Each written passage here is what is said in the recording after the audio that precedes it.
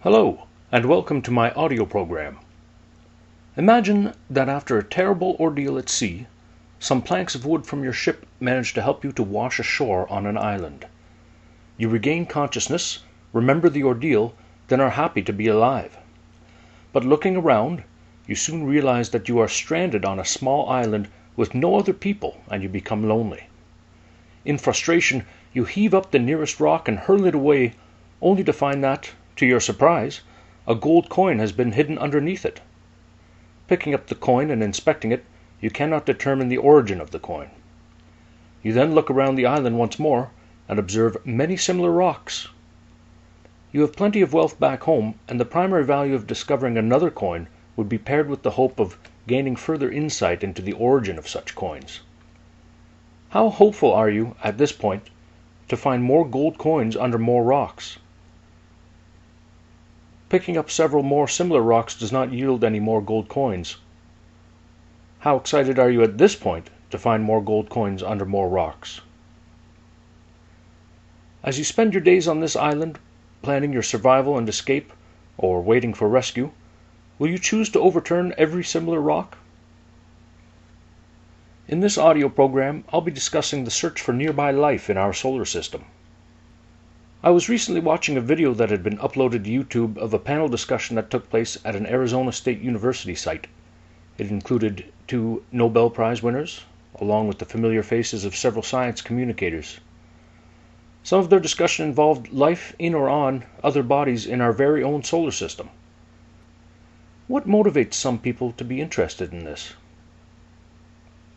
One of the ideas is that a big rock could have slammed into the Earth and resulted in life-carrying rocks reaching Mars. Let's examine a potential chain of what-ifs for this scenario. Okay, a big rock slams into the Earth sometime after life has appeared.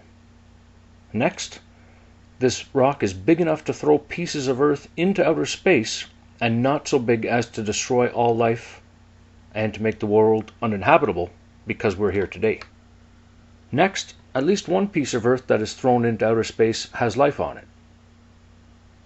Next, that piece of Earth accidentally finds its way to Mars. Next, the Earth life on that piece is not obliterated by the journey through outer space. Next, the Earth life survives the collision with Mars.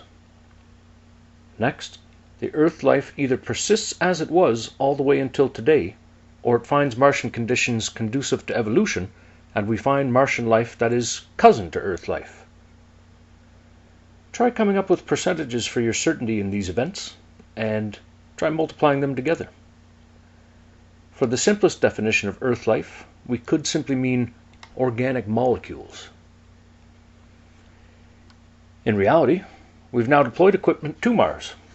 What would be your guess that some Earth life hitched a ride and is just waiting for some liquid water and some dust in order to reproduce itself? Another possible idea from the set of ideas of panspermia is that life might not have spontaneously appeared on Earth, but might instead have arrived from elsewhere, perhaps via a mechanism like the one just described for Mars. This is a fun idea, but to consider it seriously, what motivation is there? Is there a deep dissatisfaction with the idea that life on Earth could have arisen by accident? Is there a deep loneliness and so wishful thinking about a cousin out there? Let's pretend that the spontaneous appearance of life on Earth was very unlikely. Let's pretend that another body in the universe existed with conditions we imagine to have been highly conducive to the spontaneous appearance of life. Now we are faced with the challenge of getting the life from there to here. Perhaps we can make the journey more likely by having that body right here in our solar system being later destroyed or hidden away. In other words, life is so baffling that it probably came from somewhere else. That has an extremely familiar cadence to it for me. Do you recognize it from your own experiences?